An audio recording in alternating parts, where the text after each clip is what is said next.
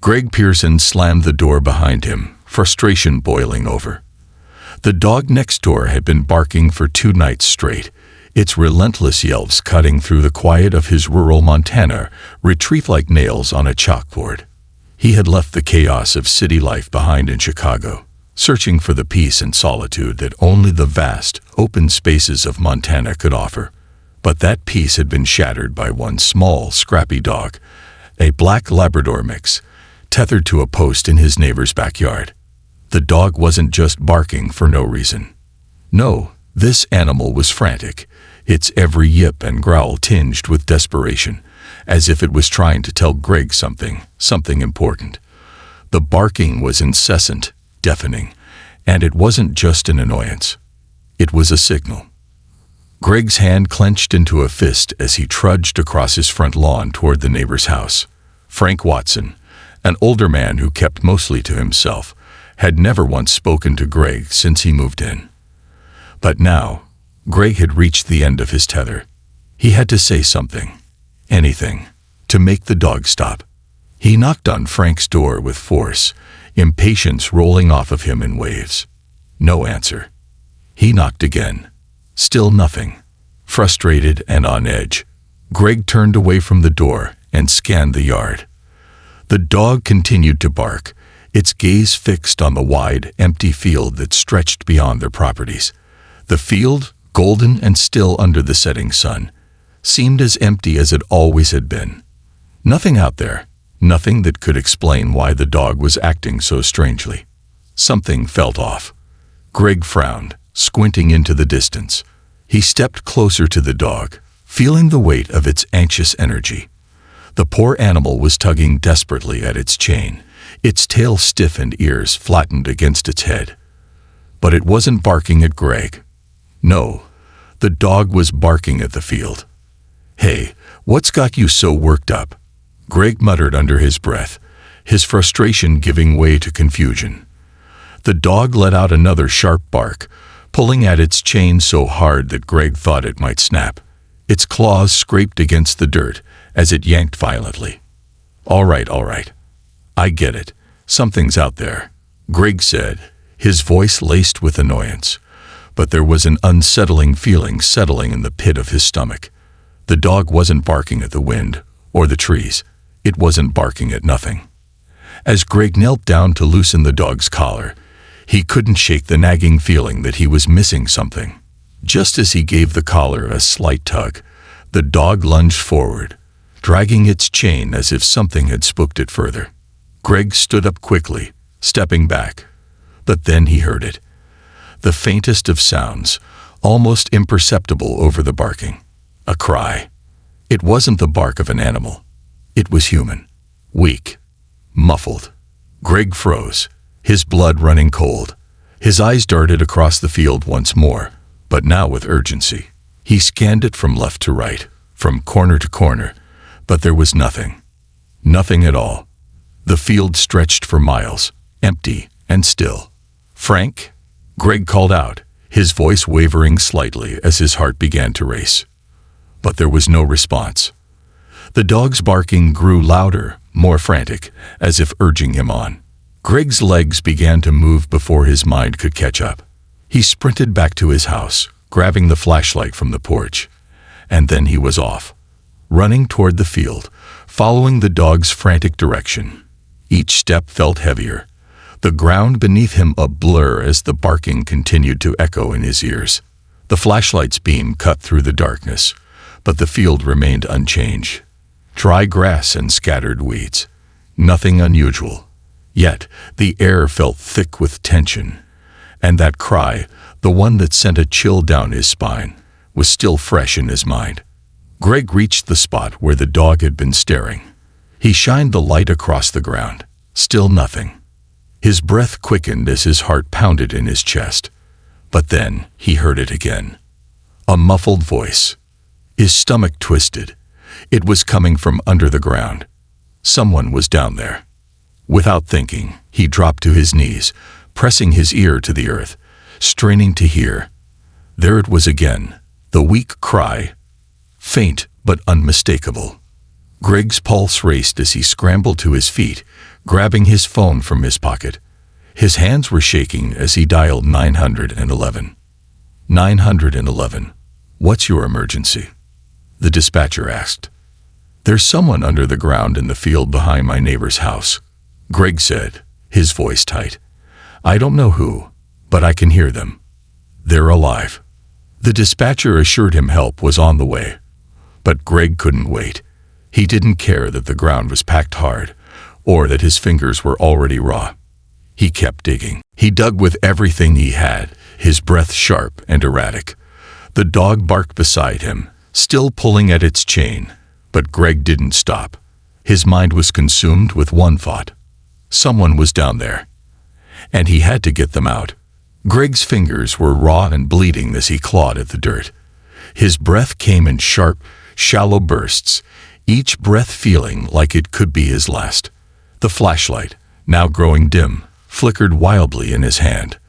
The field was darkening around him, but he didn't stop. He couldn't stop. The soft, muffled cry echoed in his mind, driving him to dig faster, harder. The earth fought back, dense and packed, but he wasn't about to give up. Not now.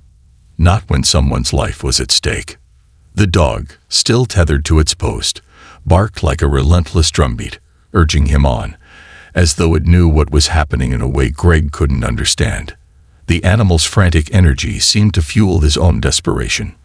Its body trembled with the strain of the chain, but its eyes, wide and pleading, locked onto Greg, as if begging him to hurry. Minutes passed. Greg's hands were covered in dirt, his nails broken, his muscles screaming in protest. But there was no turning back now. He had to find that person. He had to get them out. Then, his fingers scraped something solid. Wood. A jagged piece of damp wood, buried beneath layers of earth, cold to the touch. It sent a wave of dread through him. His stomach twisted as the reality of what he was uncovering hit him like a punch to the gut. This wasn't just some forgotten object. It was a structure. A box. Someone had been buried alive. His heart pounded in his chest as his breath quickened. He scraped more dirt away, revealing the slats of the crate, weathered and old, but still intact. His hands shook violently as he worked, the wooden structure barely big enough for a person. His mind raced, 100 thoughts flashing through his head at once. How long had they been down there? Was it too late? He didn't care. He yanked at the boards, his heart hammering in his throat, until one finally gave way with a sharp crack. The box creaked open, the sound scraping against his eardrums like a warning. And then, just as the last slat of wood came loose, a small, pale hand shot out of the darkness. Greg recoiled instinctively, his breath catching in his throat. The hand was ice cold, lifeless, but it was real. A child. His stomach twisted, and for a moment, he felt frozen in place. But then, something inside him snapped. He couldn't just stand there, paralyzed. He had to act. He grabbed the wrist, pulling the small, fragile arm from the box, ignoring the chill that shot up his spine. The child was alive.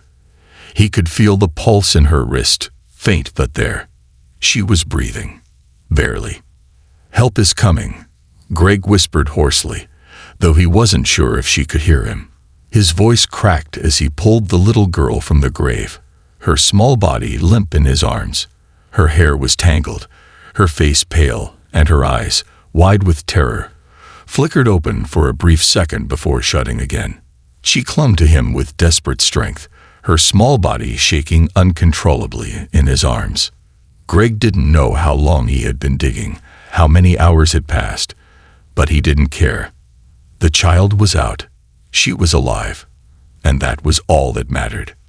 But as he held her close, he noticed something that made the hairs on the back of his neck stand on end.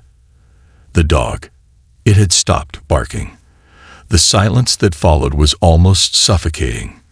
The animal, which had been frantically tugging at its chain moments before, now sat motionless, its eyes locked onto the little girl as if it understood everything that had just happened.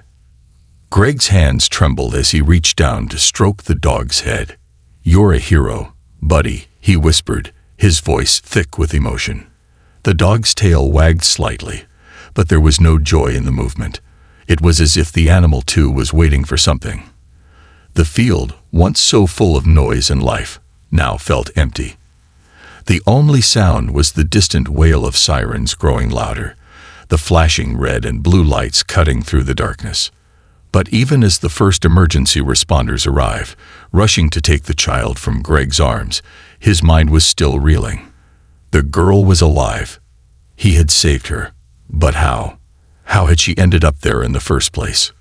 Greg watched the paramedics work, the flashing lights painting eerie shadows over the field. The officers were already making their way toward Frank's house, the place where the nightmare had started. Frank Watson, the reclusive neighbor Greg had never spoken to, had vanished. And with his disappearance, Greg couldn't shake the feeling that this wasn't over. Not by a long shot. The dog remained by his side, silent and still, its eyes never leaving the girl as she was lifted into the ambulance.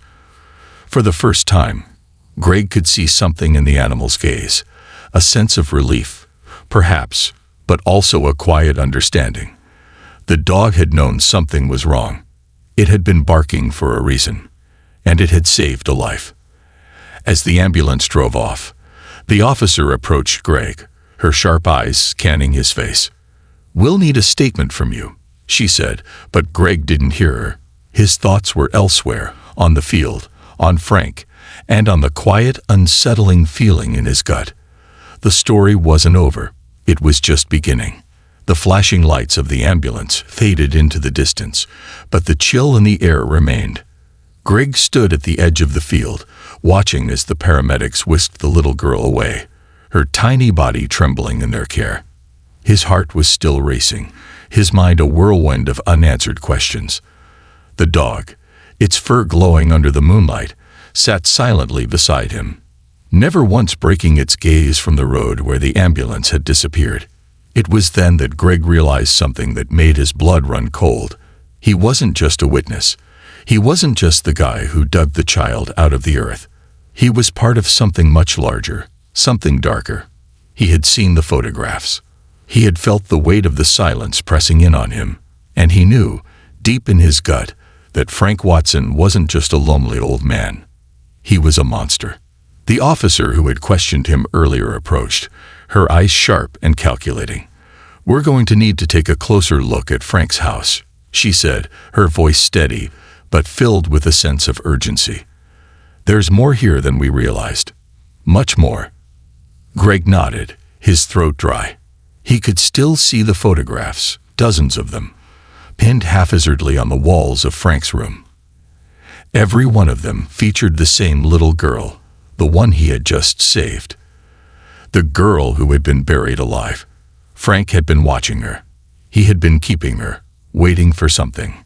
Greg turned toward the house, a sense of dread creeping over him. The door, still hanging off its hinges, seemed to mock him. The darkness inside, thick and suffocating, called to him. What kind of person lived in a house like this? What kind of monster buried a child alive? As he approached, the dog let out a low growl, its ears flat against its head. It knew.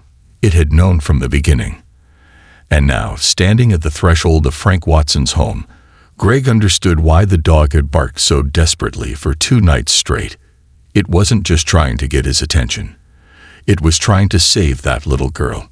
The officer gestured toward the door. "You don't have to come in. But I think you should." Greg swallowed hard. He wasn't sure what he expected to find inside, but he knew it wasn't good. Slowly, he stepped forward, the dog at his side, its presence comforting yet unsettling. The house felt alive with secrets, its walls heavy with the weight of everything it had witnessed. Inside, the air was thick with dust and the faint smell of something metallic. The living room was cluttered with old newspapers, empty beer bottles, and stacks of mail. It was the kind of place where time stood still, where the past lingered like a ghost, haunting every corner. The officer led him down the hallway, her flashlight cutting through the darkness. She stopped at the door to the bedroom, hesitating for just a moment before opening it. The sight that greeted them was enough to send chills down Greg's spine. The walls were covered in photographs. Dozens, maybe hundreds. Every one of them was a picture of the same little girl. Some were recent, some were old, but all of them were disturbing. The child's eyes stared back at him, wide with fear, as if she had been caught in a moment of time that she couldn't escape. Greg's stomach twisted. He had seen enough.